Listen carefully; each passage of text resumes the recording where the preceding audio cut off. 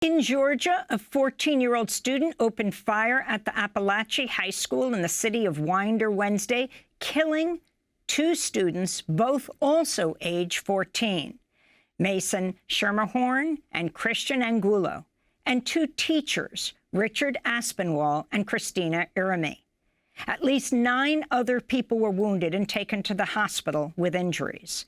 The shooter surrendered to school resource officers immediately when confronted and was taken into custody. He's facing murder charges as an adult. It marked the deadliest school shooting in the United States this year. Authorities are still looking into how the 14-year-old, Colt Gray, obtained the AR platform-style weapon used in the shooting. The teen shooter was on the FBI's radar as far back as May of last year, after the agency received anonymous tips about online threats to commit an unspecified school shooting. The FBI referred the case to the Sheriff's Department in Jackson County. The Sheriff's Office interviewed the then 13-year-old boy and his father, who said there were hunting guns in the house, but the teen didn't have unsupervised access to them. The teen also denied making any online threats. The Sheriff's Office alerted local schools for continued monitoring of the teen, but said there was no probable cause for arrest. Appalachia High School also reportedly received a phone threat ahead of Wednesday's shooting, with the caller warning 5 schools would be targeted, starting with Appalachia. We go now to Johns Creek, Georgia, where we're joined by Georgia State Representative Michelle Au. She introduced a bill in the Georgia House of Representatives last year calling for stricter rules for firearm storage. She's also a practicing physician in Metro Atlanta. We welcome you to Democracy Now! Can you start off, Michelle Au, by talking about your response to this horrific event, this attack on the high school, and what you are demanding? Thank you so much, Amy. And this is a very sad day for all of us here in Georgia and around the country. I think that a lot of us, when we saw the news breaking about the shooting at Appalachia High School, we were shocked, of course, but we were not surprised, because I think that in the United States of America, this type of incident has become really quite routine, right? And the most tragic thing about seeing these types of events happen and hearing that 4 people were killed and 9 people injured is that all these types of events are preventable. In fact, I think we heard when you were teeing up the story that there were several points at which we could have intervened or prevented this type of thing from happening. But nonetheless, we saw what happened yesterday, and it's an unspeakable tragedy for the community. And Representative Au, could you talk about the legislation that you've introduced and your hopes of possibly getting passage of that legislation? Yes. So last session, I introduced a bill called HB 161, which is entitled the Pediatric Health Safe Storage Act. Now, the reason we called it the Pediatric Health Safe Storage Act is that in the United States of America, gun violence is the #1 cause of death in children and teenagers in this country, right? So that is a statistic that requires not just attention, but action, right? So this bill that I introduced is it's quite simple. People can look it up. It's only 3 pages long. And all it does is it requires that any firearm that can be accessed by a minor, someone 18 or younger, be locked up securely, period. That's it. Right? So this is the type of legislation that is very straightforward. It's very logical. And it should have been easy to pass, right? Because I think that we can agree as a society that children and teenagers should not have such easy, unsupervised access to weapons, right? But there is something about guns in this country that make it very difficult to behave and act on what is essentially a public health issue, a public health crisis. And the fact that this bill got a hearing in the state of Georgia was incredible progress. I think people realize that we do have to start moving on these types of issues. But I was disheartened to see that they would refuse still to bring such a straightforward bill to vote. Of course, now in the aftermath of the shooting, we do wish that this bill had been voted through because it could have prevented this tragedy. And meanwhile, your governor seems to be going in the opposite direction. Governor Kemp, in 2022, he signed a permitless carry law in Georgia. Can you talk about that? That's correct. In the state of Georgia, it is a state with the Republican trifecta, And what that means is that Republicans hold the majority in the House and the Senate, and we have a Republican governor. So what this has translated to is it's been quite difficult to move even the most basic type of gun safety legislation. In fact, what we've seen is that Georgia actually has some of the most lax gun laws in the country, which is, of course, correlated with having a very high incident of preventable gun violence. Instead of passing types of common sense gun safety legislation that I talked about, instead, our Republican governor has championed loosening gun laws. And in 2022, as you noted, he passed SB 319, which is a permitless carry law, which enables people to carry loaded weapons in public without any sort of permit. Inherent in the permit is also included a background check. So what we are allowing is taking away a safety net for people to be able to buy guns without a background check, because we know that in America, if you buy guns through private gun sales or transfers, you are not required to go through a federal background check, right? And also then being able to carry loaded guns in public, again, without a background check. So we're really taking away a lot of the safety measures that we can recognize are important when we're talking about loaded guns in public. Michelle Au, we want to thank you so much for being with us. Practicing physician in Atlanta and a member of the Georgia House of Representatives. She introduced a House bill last year for stricter rules for firearm storage.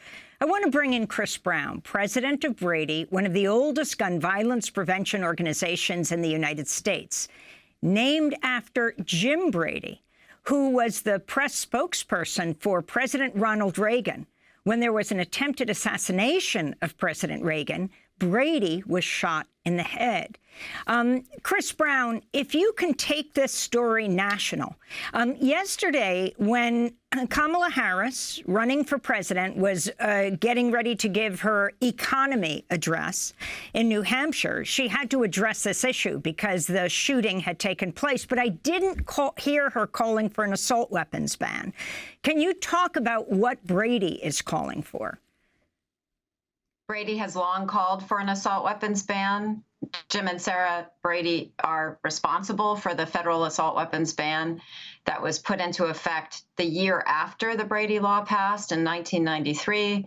During the 10-year time period that assault weapons ban was in effect, you saw a marked decrease in the kinds of mass shootings involving those firearms than in the previous period. And certainly in the subsequent period, what you're seeing is a stark increase of the use of those kinds of firearms, including reports show in this particular shooting. So we'll continue to push at the House and Senate in the next session of Congress to pass an assault weapons ban. And I will tell you, across the country, we poll on this. We've looked at this over the past many, many years, from really 2018 forward. There is a growing, increasing desire for an assault weapons ban in this country, all across the country, including among Republicans and including among gun owners. So we will certainly push the Harris administration, if we have one, to make that a priority and to call for one, just as Joe Biden always did. And Chris Brown, could you talk about why President Biden has emphasized the need for common sense gun safety legislation, and yet we continue to have, despite the decline in some influence of the National Rifle Association, we still have no real progress on nationwide legislation. What needs to be done to get Congress to act? Well, let me push back a little bit. We have had marked progress thanks to President Joe Biden and his consistent leadership on this issue for broad and comprehensive gun violence prevention. And he achieved, frankly, the impossible. Even I did not think it could happen, which was the passage of the Bipartisan Safer Communities Act about 2.5 years ago. And just remember, we had 16 Republican members of the United States Senate supporting that law because it was passed shortly after the horrific school shooting at Uvalde. So we have made progress at the federal level, very important progress, I might add. But what Joe Biden has had to do as president, because Congress hasn't acted on some other important things, is pass a number of requirements through executive action. And that's not the same thing as a congressional law. Those actions which beef up the enforcement power of the Bureau of Alcohol, Tobacco, and Firearms, that's the agency that regulates the gun dealers all across this country, of which we have more than McDonald's and Starbucks combined, for example. He's beefed those up. He's regulated ghost guns. Congress should have done it, but he did it. He had ATF pass a rule that provides the most comprehensive expansion of the background check system ever, because Congress still hasn't expanded the Brady background check system after the loopholes that exist, because you can buy guns online and you can buy them from gun shows. So his leadership has been exceptional. I just hope that that leadership continues with the next president. And certainly if you look at what Kamala Harris typically talks about on the campaign trail, she usually does name gun violence as a top priority issue that she wants to tackle. And she is currently the leader of the Office of Gun Violence Prevention, an office that Joe Biden created that is doing incredible work for an all-of-government approach to tackle this epidemic. Chris Brown, we only have a minute, but I wanted to go back to 2022 to Republican Congressman Mike Collins, who represents the Georgia district where Appalachia High School is, who posted this video on social media where he holds and shoots an assault weapon. Well, Joe, I got some news for you. Let me tell you what Georgians really believe. First of all, you count the legal votes that were cast in the state of Georgia, Donald Trump won this state, period. You see, Georgians are sick and tired of weak-kneed, spineless politicians who won't fight for Trump, get to the bottom of 2020, and fix our elections. Well, if they won't do it, Mike Collins will. So that's Republican Congressman Mike Collins, who represents the Georgia district where the massacre just took place yesterday. Your final response. To some extent, I honestly have no words. What we see there, we see in far too many members of Congress still, people like Lauren Boebert and others who wear assault weapon pins on the floor of the House of Representatives. So I guess my final word is, look, we have children and educators dead today because we have people like Mike Collins in office whose view of the Second Amendment is so extreme that they're fine with it being a death sentence to their fellow Americans. So I encourage all of us, safely store your guns, please. If you have kids in the home, think about the risks that they pose, or that if they're going through things, and remove guns from the home and vote for gun sense candidates. They're running up and down the ballot, including probably in districts that look a lot like this. And that's the only way that we will tackle this issue. Better people in office, better enforcement of the laws, and changing the gun culture so anyone who has a gun in the home safely stores it. And then we can end this carnage. Chris Brown, president of Brady, named for Jim Brady, the White House press spokesperson for President Ronald Reagan. Brady shot in the head during the attempted assassination of President Reagan.